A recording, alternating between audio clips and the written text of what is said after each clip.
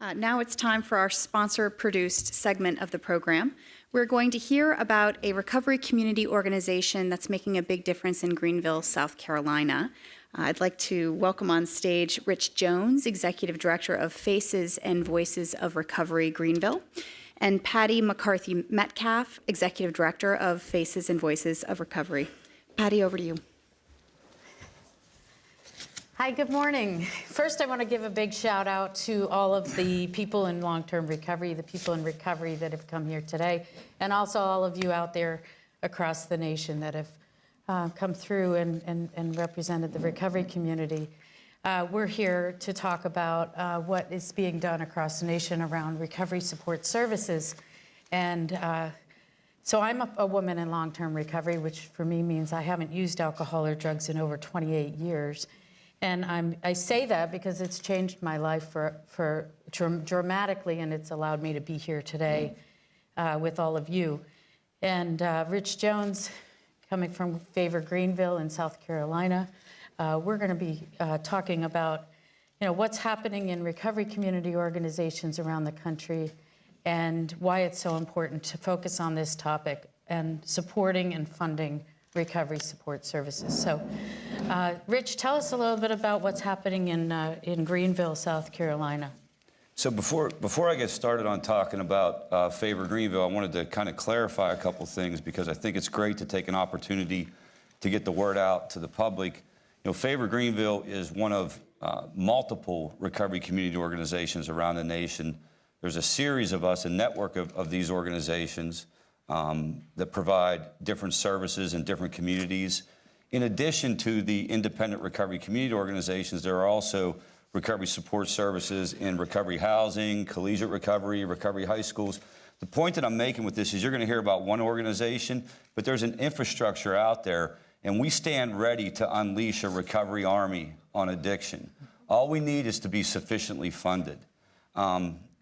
Faces and Voices of Recovery in Greenville, we basically focus on providing recovery support services to the upstate of South Carolina, serving about 5,000 people a year.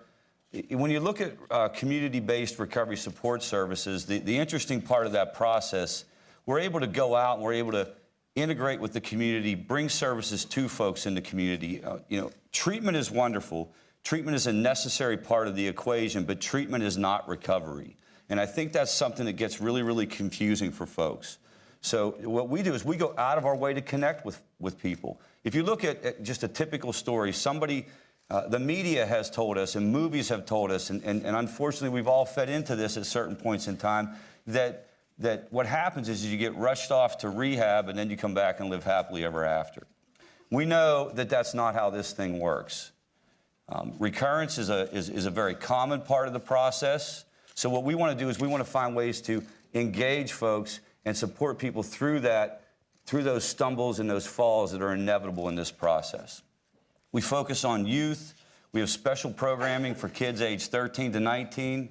We focus on providing them social activities. We have a specialized service for those folks called Assertive Community Engagement, where we will actually go to the home. We'll try to connect with them in other non-traditional venues. Again, we want to get away from this idea that you got to show up, you got to see us, you got to get into my office and sit across from me for an hour. We want to find ways to connect to these kids. We want to find ways to connect to everyone. Our services are delivered by certified recovery coaches, and it's called different things in different states. We call them recovery coaches. They undergo a 40-hour training. We consider it a professional service. We hold them to high standards. Our organization is accredited by the Council on the Accreditation of Peer Recovery Support Services. That's important to note. This isn't, we're just not running around kind of flying by the seat of our pants trying to get this thing done. It's an organized, strategic approach to trying to engage people in recovery. We supervise these folks weekly. We provide ongoing, continuing education as well. And really, we emphasize engaging the unwilling, the people who have been labeled unwilling. That's kind of our sweet spot. Family recovery is a big part of what we do as well. About 50% of our services are delivered directly to moms and dads, husbands and wives.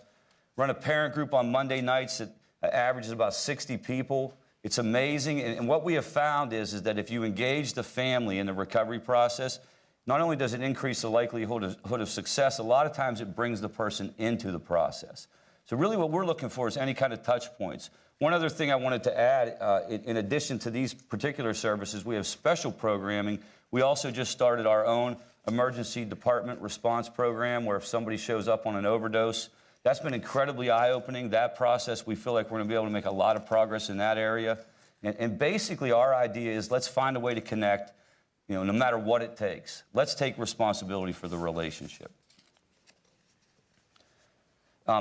In terms of staff, we have about 13 part-time staff. We have a lot of volunteers. The volunteer management part of this is an interesting process. It kind of ebbs and flows. Whether you're a volunteer or whether you're a professional recovery coach being paid by us, we have the same level of expectations.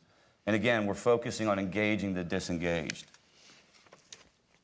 So Rich's program, Favor Greenville, is just one of hundreds of recovery community organizations around the country.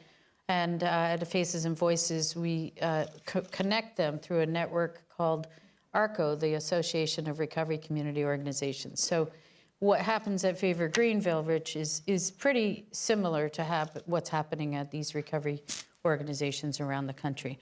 And so we're here to talk about some of the funding and the challenges. So can you tell us a little bit about how Favor Greenville is funded and how you approach sustaining the work that you're doing? So we're funded 95% from private philanthropy, local foundations. There wasn't a dedicated funding stream in South Carolina. We are part of the STR grant, and so our emergency room project is funded by the State Drug and Alcohol Commission. We're very grateful for that. But the reality of the situation is that if it wasn't for the individuals and the visionary people in that community of Greenville, we wouldn't exist. And so we feel like that needs to change. We feel like that needs to be different across the nation. But for now, we're going to get it done however we need to get it done. So it's private philanthropy. So the most important point that we're here today to talk about is that recovery support services are often overlooked in the funding streams on the federal and the state level. And so when large amounts of funding are made available through Congress and through state appropriations, we have a voice, we want to have a voice at that table. And so the recovery community is active. We have boots on the ground doing these services, people in recovery, paid volunteer folks who have something to give back.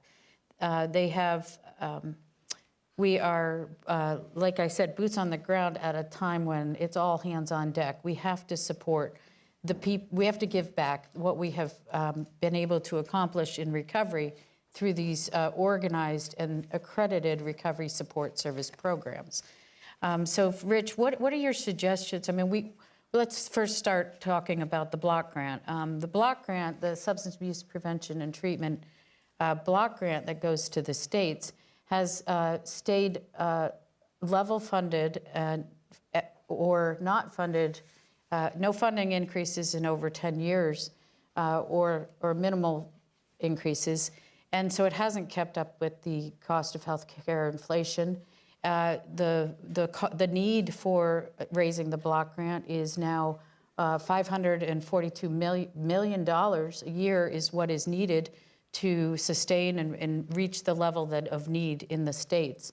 So what other ideas can we bring to be part of the solution here? I think the greatest challenge from my perspective is to make sure that as this funding rolls out, that it's really earmarked for recovery support services. So a supplemental funding mechanism to the block grant. It's not about taking money away from anyone, but what will happen is if we just keep funneling money into the existing infrastructure, into the existing system, and we keep raising the bar there, that money will stay there. So we don't want to take anything away from that, but we need money that, and the legislation is going to have to dictate this. It's going to have to say this is going to recovery support services, independent recovery community organizations, legitimate recovery housing services, legitimate recovery high schools. If it doesn't get written in and it doesn't get earmarked, it'll get sucked up through the existing system. And that's not an indictment on anybody. That's just the way the world works. So we think that could be part of it. We think that as we really do a good job and we start to gather data, that commercial insurance should be at this table, that this should be something that people's health insurance cover. The deal is that recovery coaching and recovery support services, it's a real discipline. It's a highly effective discipline. This workforce is the most dynamic, enthusiastic, positive workforce that you will ever, and they're ready to go. There's an army of us out there. And so, my suggestion is to make sure that the legislation says recovery support services, not treatment, recovery support services. Thanks, Rich. So there has never been a more urgent, appropriate, and opportune time to have this discussion with policymakers, to have this discussion with insurers, to have the voice of the recovery community at the table when we're discussing appropriations, because we have been doing this work on the ground and built this infrastructure around the country for over 15 years now. And it's a vital, critical part of the solution to help people maintain the gains that they make in treatment. We can help people maintain long-term recovery, find long-term recovery, and they're less likely to need higher levels of care if we can wrap around the recovery support services for the individuals, the families, and the children that are impacted by addiction. So please continue to have us at the table, listen to our voice and our solutions, and engage us in those conversations. So we want to thank the Hill and also Indivior for being a co-sponsor of this event with Faces and Voices of Recovery. Thank you.